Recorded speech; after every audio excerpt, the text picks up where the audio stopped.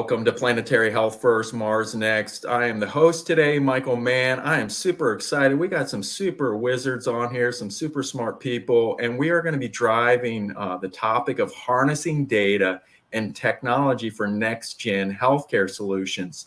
So we have Yubin, Dr. Yubin Park. He is the chief builder at Many Labs. He's a LinkedIn top voice, advisor to Astrana Health, and he's a PhD, machine learning and health data.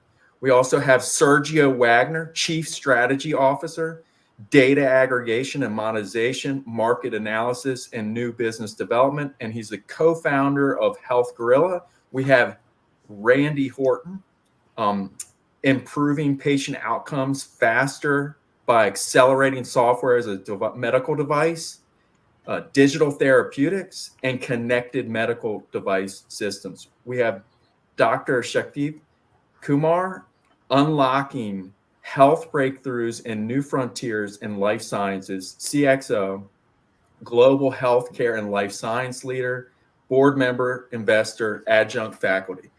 So this is so great. Each of you, if you could, starting with Randy, just introduce yourself really quickly, just a minute.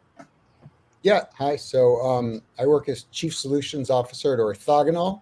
We are you think of us as a custom software development firm that works on all the software that's regulated as a medical device, unless it's physically inside a device. We work on the connected pieces that are sort of very modern and very consumerized and being sent home. On the side, I also co-chair a AAMI standards committee that's working on a technical information report. It'll be the first guidance on if you're putting functions of a medical device in a public cloud computer that you don't directly control, how do you know if it's working right? And I'll throw as a minor tidbit for you, 1993, I was a senior in college and couldn't figure out what I wanted to do in life. And I started playing around on the internet a little bit, pre-web. And then one night I did an all-nighter at the computing center on the very first browser, Mosaic. And I swear to you, I only went home when I had clicked on every link on the internet. I can't prove it, and I left and I said, I don't know what this is, but this is what I want to do with my life. Cool. Dr. Kumar. Yeah. So Michael, thank you for having me on the show. It's great to be here along with our fellow panelists, Sergio, Yubin, and Randy. I've had the distinct privilege opportunity to work both across life sciences and healthcare, accelerating drug discovery, trial management, as well as commercialization of therapies, and also on the health system side, care delivery, as well as optimization and payers. Over the course of my career, I've had a few startups, one biotech and one healthcare company, as well as have ran global healthcare and life sciences businesses for companies such as Capgemini and recently Amazon. Presently, I'm on the board of a few medtech and biotech companies. I'm on the board of an investment platform, and I'm also an external advisor for Bain & Company. Thank you. Sergio. Hi, thanks for having me and hosting me. Pleasure to be here. Sergio Wagner. I'm currently the Chief Strategy Officer at Salient Healthcare. And at Salient, we use a platform to essentially track economic behavior. We use a solution that we believe that access to data has largely been solved. And now it's a matter of fact turning data into intelligence and making that intelligence actionable. As a way of getting here, I've been in healthcare my whole life. I built and launched MSOs, sold MSO to what ultimately became Stanford Healthcare. Was one of the co-founders of Health Gorilla, which is serving as one of the very first humans. And I live and die for business and data aggregation, and I'm very, very, very excited to be part of this panel. Awesome. Thank you, Sergio. Yubin. Hi, Michael, and hi, everybody. Thanks for inviting me here. So I'm currently chief builder at MimiLabs.ai. It's a kind of interesting title here. So I've been working with the public data sets quite a long time. So the Mimi Labs is a business I created about 3 months ago after coming out from my previous company. So this is about kind of curating all the publicly available healthcare data sets and making it more usable and providing the access to general users. I have aggregated about 18 terabytes of the publicly available data at the moment, and they are currently running some beta tests. Before that, actually, I got my PhD in machine learning from UT. I often say that I got PhD in machine learning before machine learning was hot. So so it was a very different machine learning back then. Then I started my business in healthcare without knowing how complicated it is. I think I was so naive, but I did some business in the risk adjustment space. That business eventually sold to Evolent Health in DC. Then I came out and I did another business called Orma Health. That business was sold to Apollo Med, which changed their name to Astrana Health. That's kind of my previous job. So I was chief data and analytics officer at Astrana Health. Then I came to the Mimi Labs. Yeah.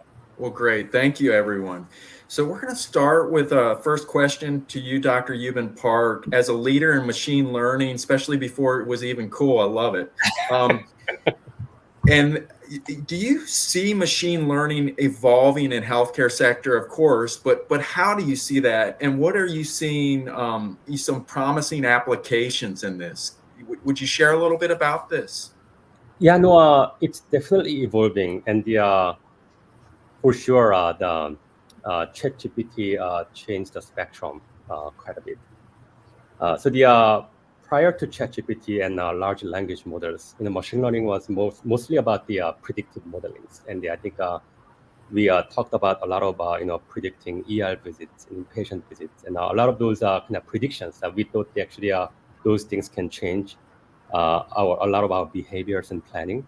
But I think the evolution of the machine learning and AI, in the end, it came to ChatGPT and the a bit more higher intelligence. I think we are experiencing at the moment.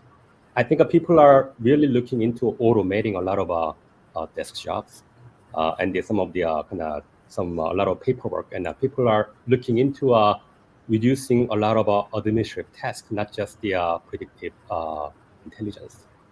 So I think our perception about AI widened. I think the application of AI has widened significantly. Although I think there are a lot of things to prove out, but I think it definitely changed a lot. Yeah. Awesome.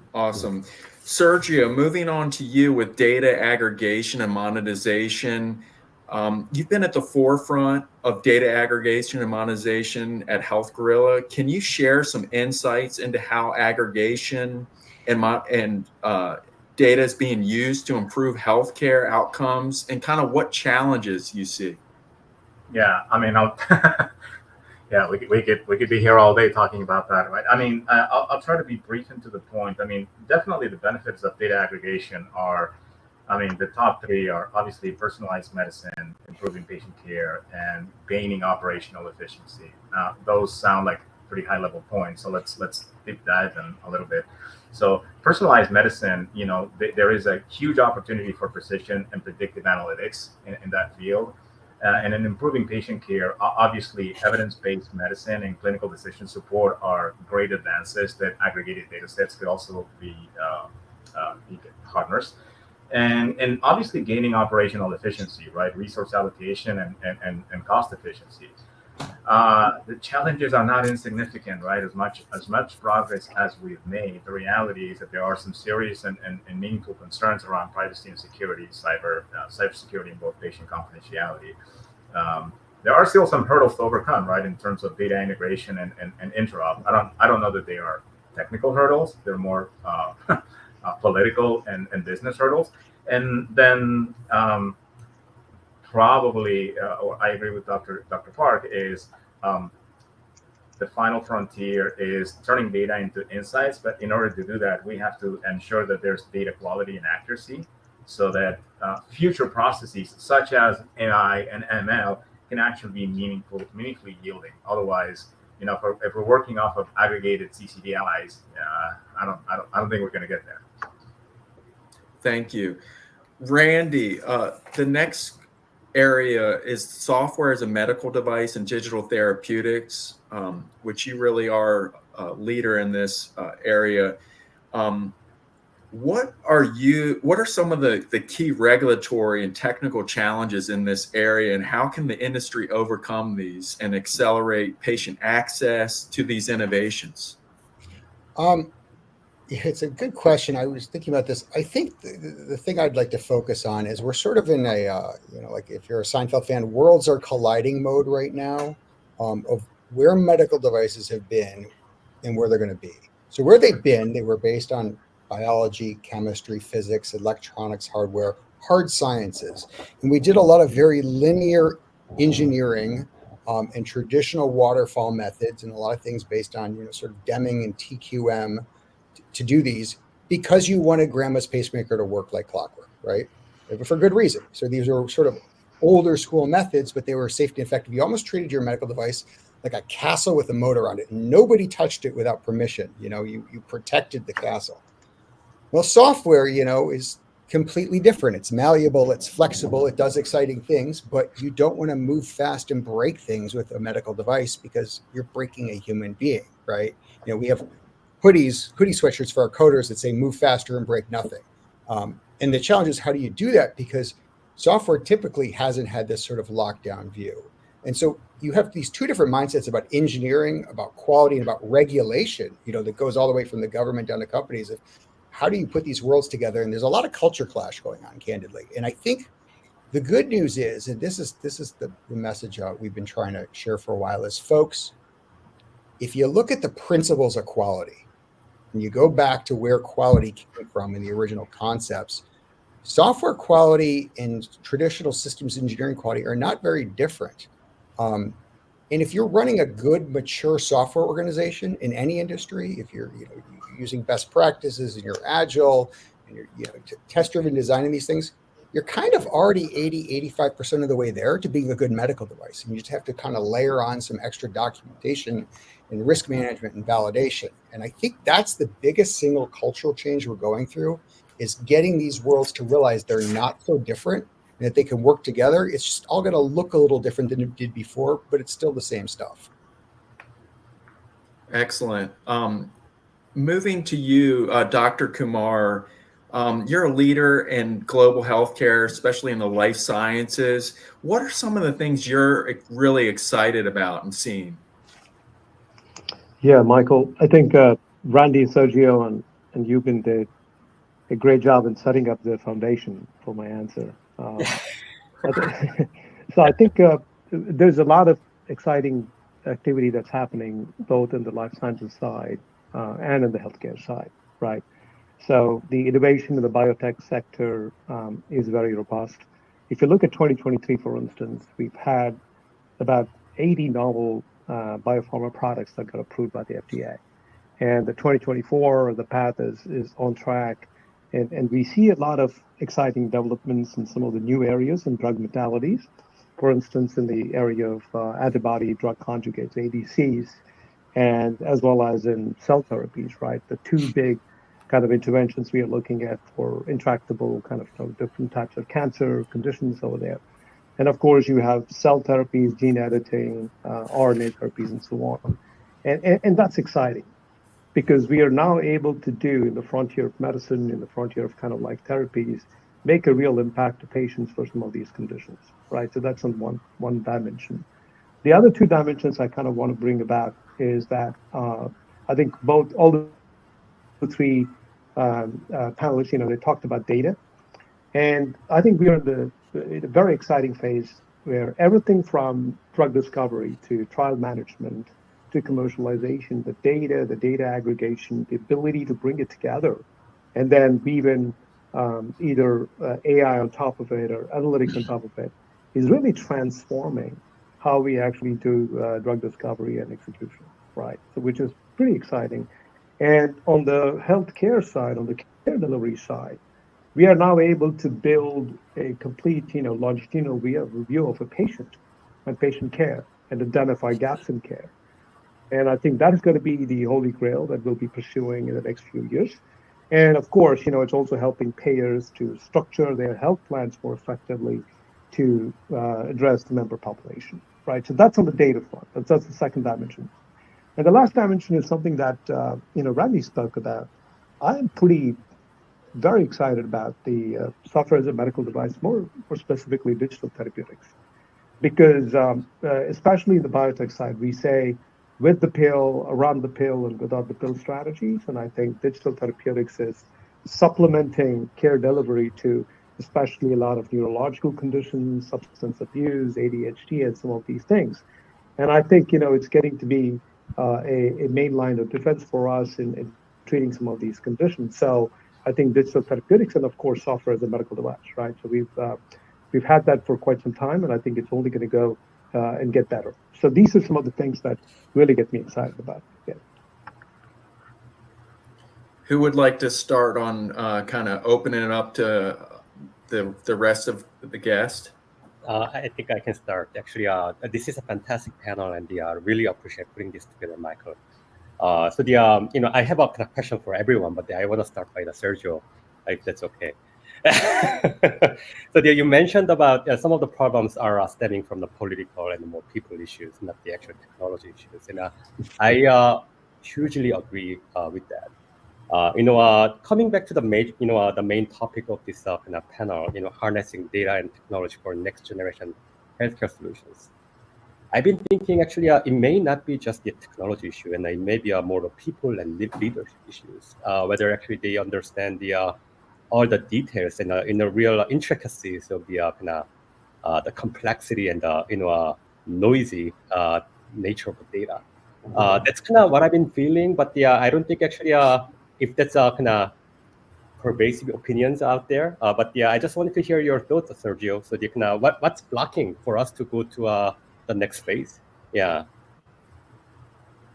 I mean, that is a phenomenal question, and I stand by my answer. I do think that they are largely political and business, right? Mm-hmm. I mean, when I was at Stanford Healthcare, if somebody would have told me, 10, 15 years ago that there would be a mechanism or a methodology a method to effectively share data between two quote unquote rival or competing interests, right? I would have laughed. I would have said, "There's no way." Yet here we are. That is happening today.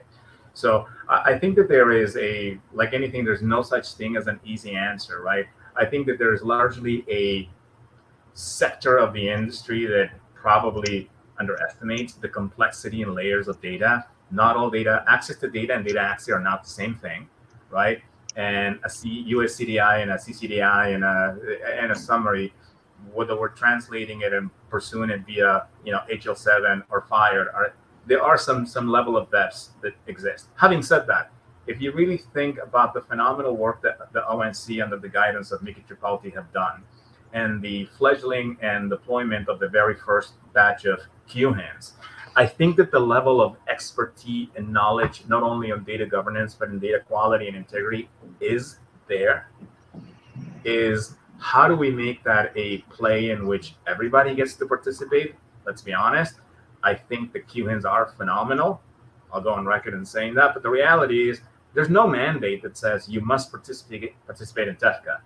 Therefore, there is some business barriers that exist. Because the reality is, if you look at the work done by Care Quality, Commonwealth, the Sequoia Project, and TEFCA and ONC in general, I mean, the ground, I think Randy mentioned this, right? The ground is there. And Dr. Kumar alluded to this as well.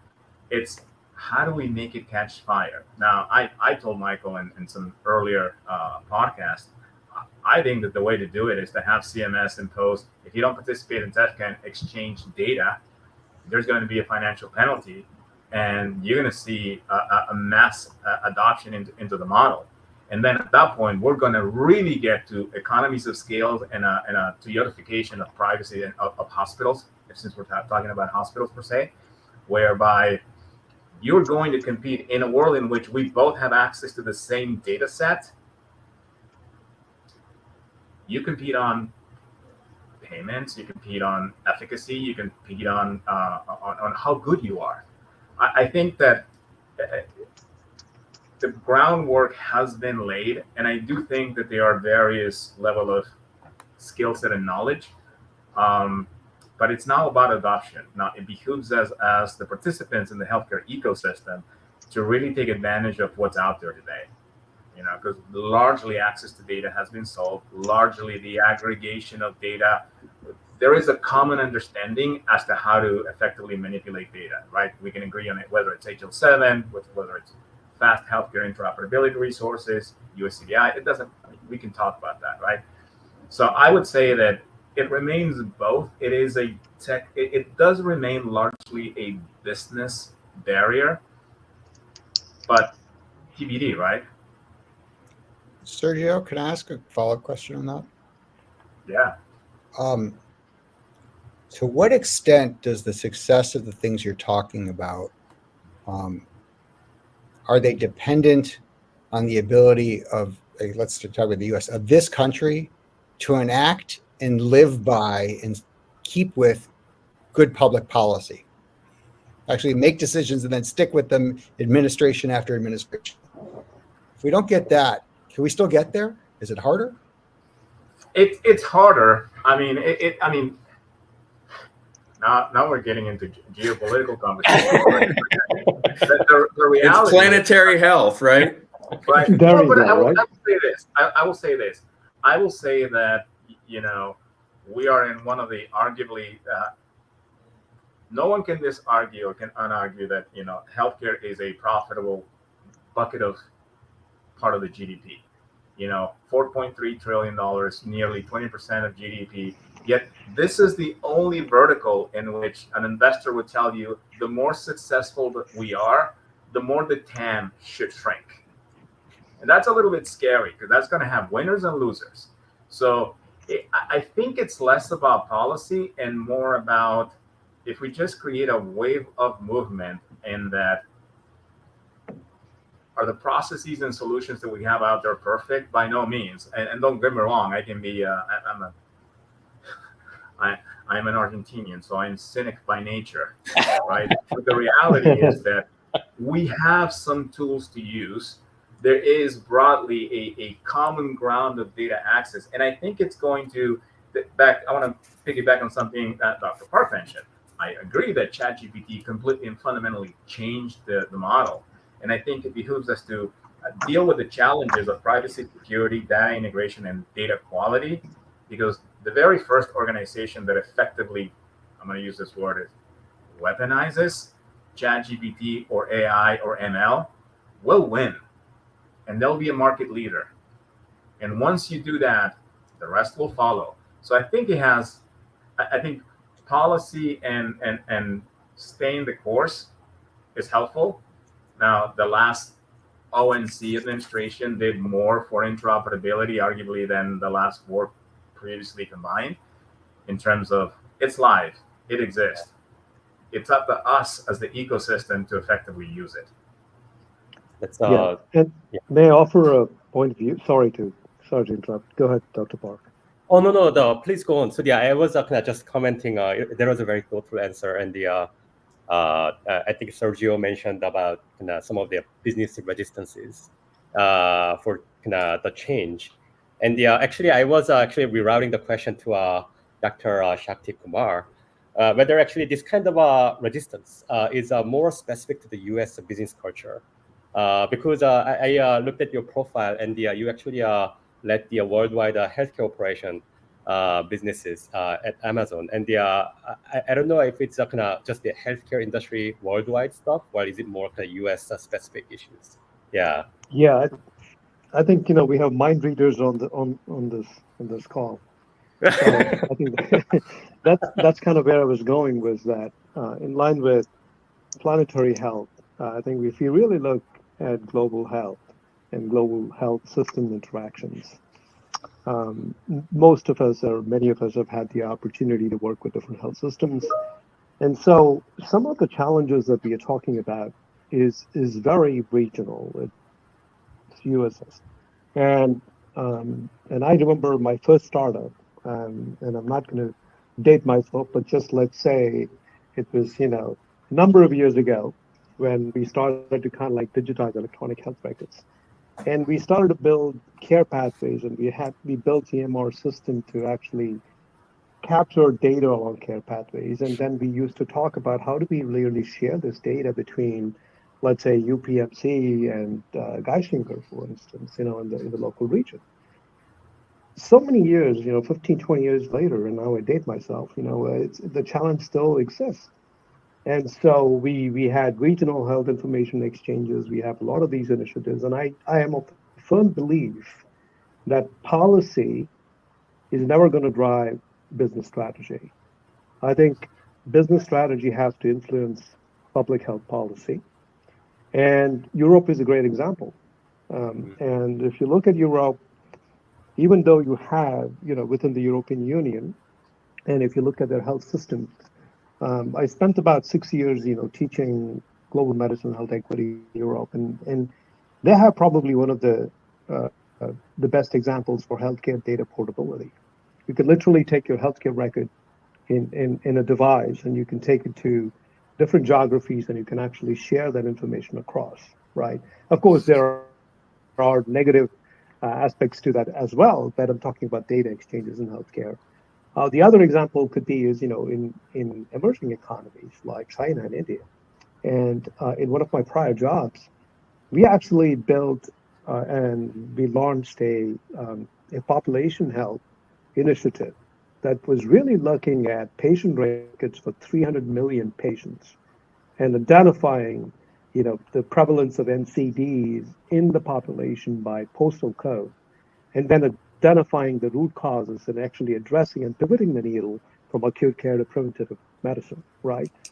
I think in US, it's regulations, it's our ability to put in the frameworks to actually share data. And to some extent, and would love to get the opinion of everyone else, is that organizations and health systems and health companies have competed on the data they hoard versus sharing the data. And I think I believe it was either Sergio or Yubin or maybe Randy, you talked about don't compete on data, compete on what you build on top of the data. But we have health systems and companies that have actually competed on the data that they have. And I think that's a big part of the problem we are facing right now.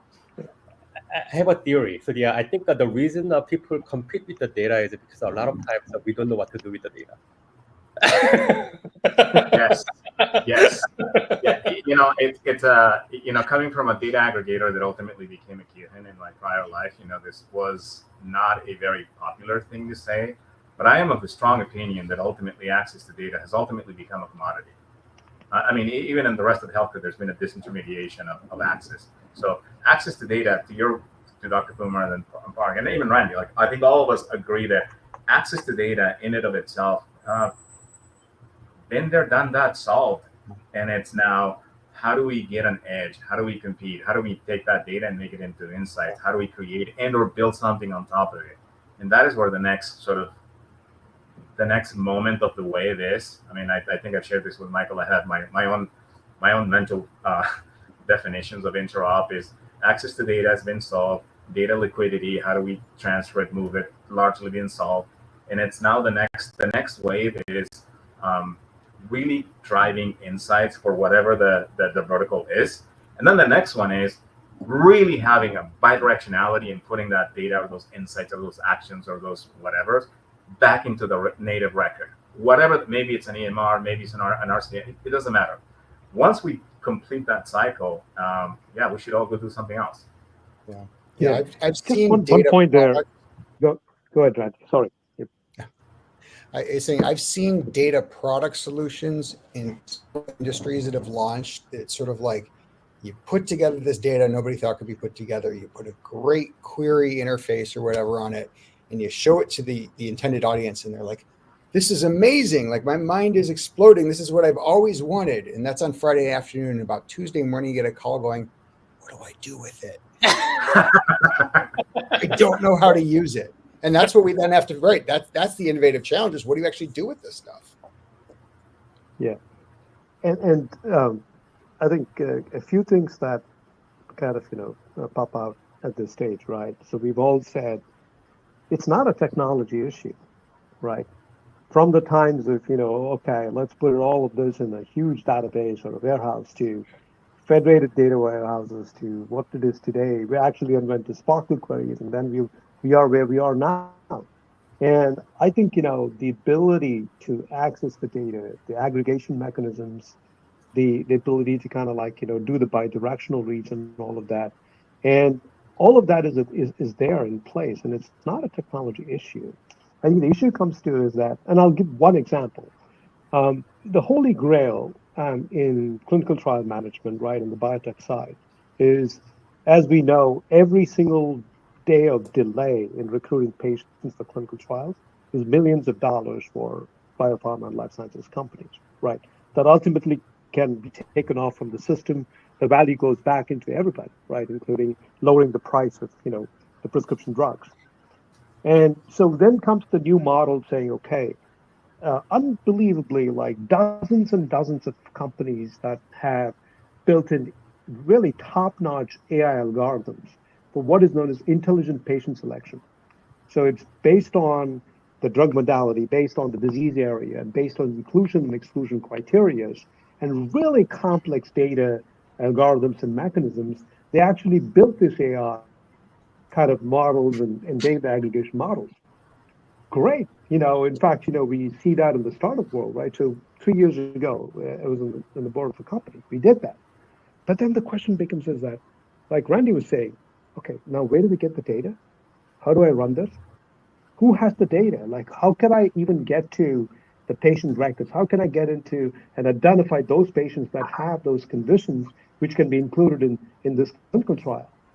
There is a challenge. So then you have to really go into either the health systems that own the data, and a lot of times there are challenges to permissions and privileges, but they want to monetize that data that they have.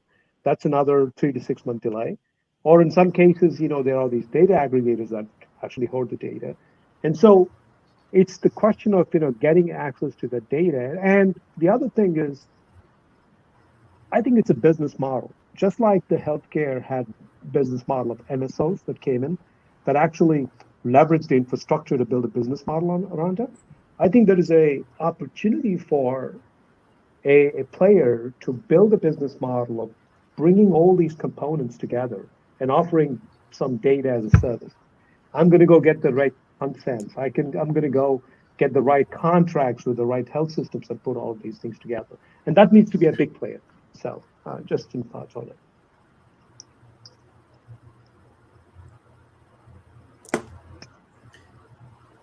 Well, we almost have created a company. We're creating a startup as we ideating. So we will not slow this down with IP. But anyway, who would like to? Yubin, would you like to follow up on this? No, who will take the lead? So I don't know if I can start on this one. Yeah, help me out here. Okay. Yeah. So Go ahead, Randy. Yeah. One piece of advice I'll throw out, because these are really interesting conversations and they really get into sort of where economics meet business models. And I just got repointed to a classic text in economics by Hal Varian, who was at Michigan and Berkeley and then became the chief economist at Google. And the book is called Information Rules. And basically this was late 90s. And he said, everybody's walking around saying the rules of economics don't apply anymore because the internet changes everything, and all these different things. He said, actually, they apply quite well. It's just the things in economics that apply are things that were really obscure before that nobody really talked about except academics. He talked about, network effects and, and lock-in and all these kinds of things. I've realized I'm going to have to go back and do a lot more studying of those kinds of things and reading some of those books to understand this, because I feel like if I don't have a good mastery of those principles, it's going to be awfully hard to kind of be strategic in this space. Well, I'm inspired by Dr. Kumar with, I think, innovation. I mean, that's what makes America so great with technology and innovation. I feel like right here as we speak, there's so many opportunities for startup in healthcare to work with the bigger health systems, and so opening up that sandbox. Of course, not breaking things, realizing these are patients and not software. But anyway, I guess that's why that's, if you don't have an actual company, you can have these initiatives or projects. So I think I liked what Dr. Kumar was saying about, and I think Dr. Park Yubin started it, because you have all this data. Now what? It's almost like you have to have each organization, and even at the actual, whether at the nurse level or the staff level, what to do with the data and how to make it accessible and functional. So this was a big problem at HHS. The good news was, the government basically put out a rule. I don't remember what it was called, saying if the government has a data set, if a government agency has a data set, unless you have compelling reason not to, you need to publish it and make it freely available. And then they said, okay, let's put it all behind APIs. I was talking to somebody who did a fellowship, like an entrepreneurial industry fellowship inside the Department of Health and Human Services. And he said, here's the challenge. All these agencies were to put up the data sets. So they did. But if you ask them who the users are and what the use cases are and how we optimize it, they don't know. Mm-hmm. Right. Well, I think, Oh, go on, Dr. Kumar. No, sorry. No, You go ahead. I think, it's not, I mean, I'm an optimist, and techno-optimist, data optimist, whatever you want to call it. And I think, it's not all dark and gloomy. For instance, especially within the life sciences and the biotech and pharma, right?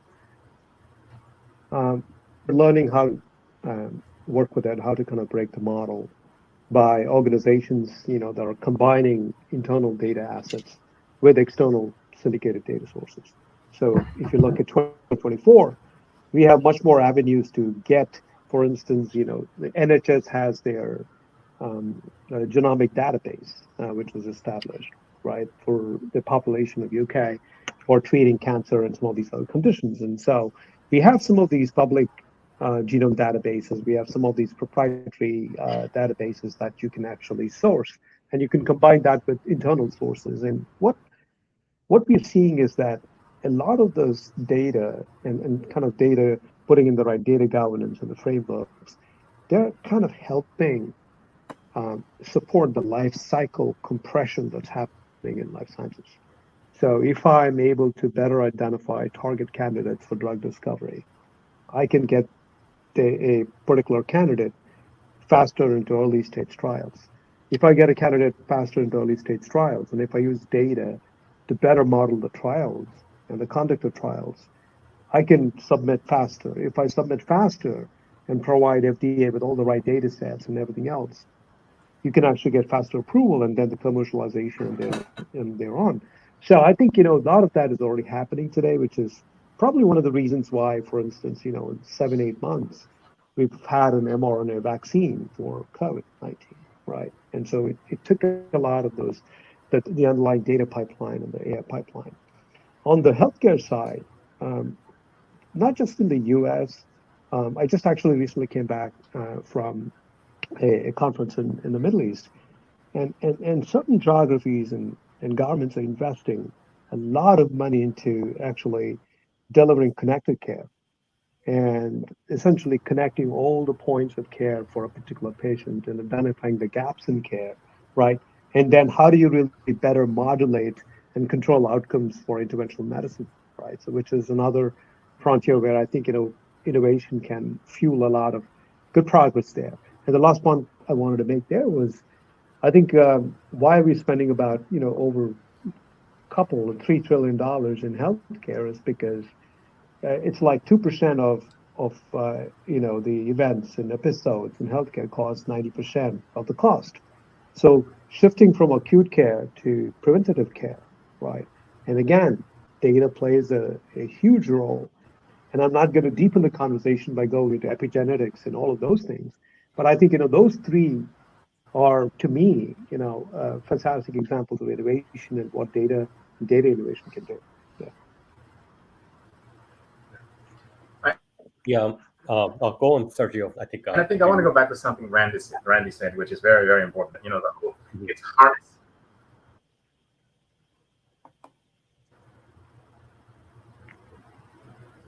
I lost me. Randy said something that really caught my eye, and the title of this is Harnessing Data and Technology, the Next Generation of Solutions. But sometimes we make this mistake, and entrepreneurs are culpable of this by saying, I'm going to come up with this great and I'm going to aggregate this data set that nobody has. And that's great. I mean, let's be disruptive.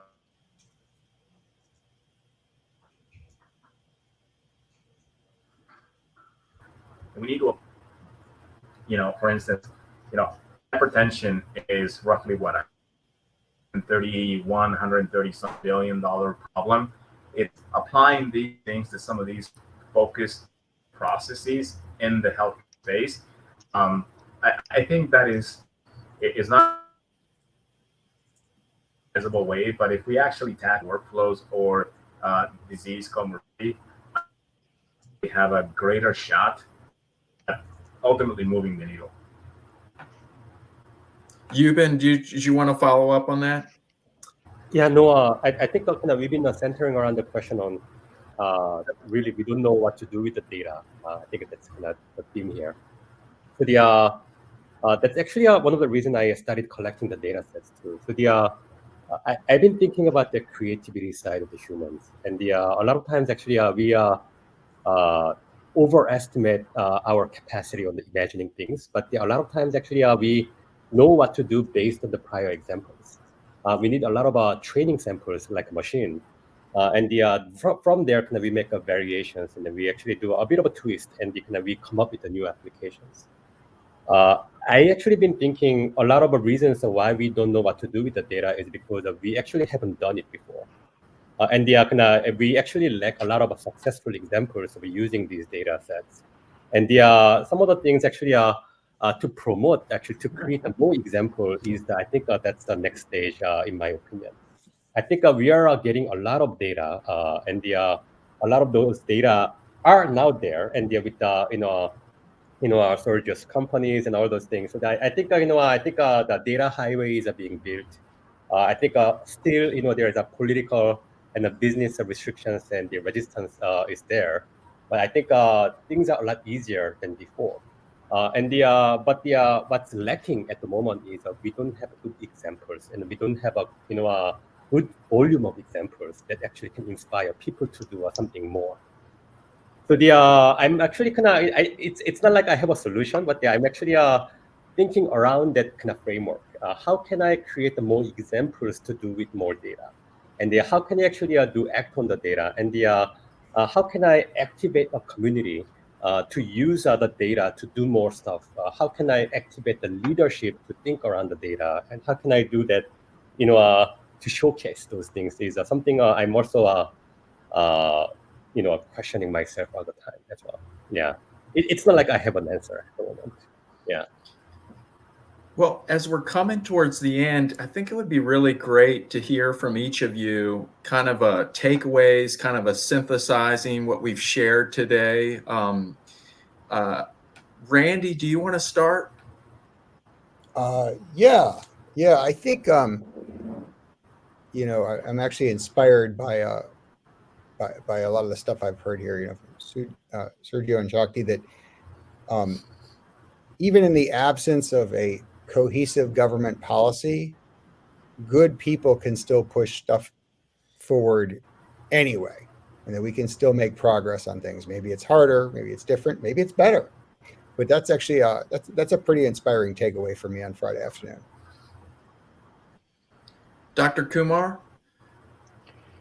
Yeah, I think likewise, +1 to Randy. I think I'm really heartened and really excited about the prospects of what Sergio's company, Randy's company, and Yubin's company has been able to make, and we need more of that, right? We need more of that, especially on both sides, in the life sciences side and the healthcare side. Interestingly, I think what we'll see is that there's some hard truths that we're looking at, right? As these meteoric shifts occur, both in technology and the modality and how we apply that, our ability to govern these shifts, our ability to govern them, is going to get outpaced by the pace of development. For instance, AI is an example. And you've been talking about machine learning, and it's kind of like when same thing, right? When I was studying neuroscience and neural networks, and we talked about first generation, second generation, third generation models, and now ChatGPT, we start putting together policy frameworks for that. And now we talk about AGI in what, next 12 to 24 months. So I think there's always going to be that kind of framework where we can't wait for the public policy framework to kind of aid innovation in healthcare and life sciences. We have to take the leap, and the business strategy will need to drive that. The second thing is, data is always the underpinning. It's not like, you're bringing data to AI, it's bringing AI to data. So once we get that layer right, and how do we do that fundamentally, I think we'll solve a lot of problems as we move forward. And the third thing that kind of, is exciting is that as we are looking at the shifts, right? So we have data, we have AI, but we want the quantum on top of it. And I think it's going to provide us the ability to massively process, exaflops of data to be able to solve some of the complex, like if I'm analyzing complex biological pathways, and what takes now hours, we could probably do it much quicker. So data becomes even more important. And so Yubin, keep collecting that data, and you talk about terabytes. I think, we're going to need more and more of that, right? And the last thing I want to leave with just for some food for thought is that in any of these different areas, I think the public-private partnerships, we've seen that to be very, very successful. For instance, in the biotech side or in the healthcare side, in supporting as well as driving the innovation. So the more we have this conversation across these two and different diverse stakeholders, I think we're going to be in a better place at the end, and incentivize people that really want to innovate in data. So, Yubin? Noah, it was really inspiring to be gathered like this, and thanks, Michael, again. And the learned tons today, and also discovered a lot of leaders. Actually, we think alike to some degree. So it's fun to see that.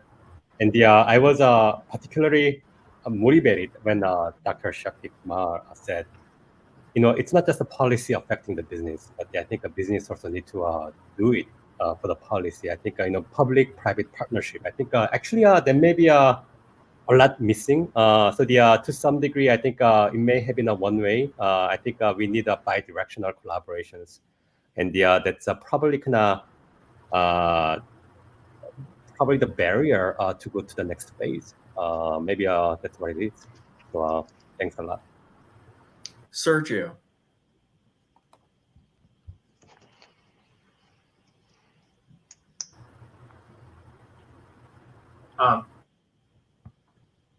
My closing remark, I'll keep it short and simple. I think harnessing data and technology is cool.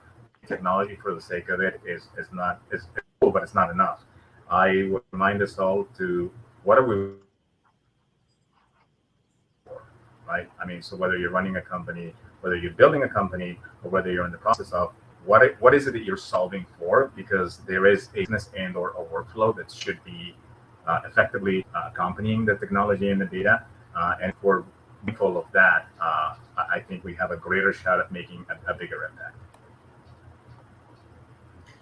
Well, I hope everyone enjoyed themselves today at harnessing data and technology for next-gen healthcare solutions. I really appreciate you coming. Thank you. Thank you, Michael. Thank you.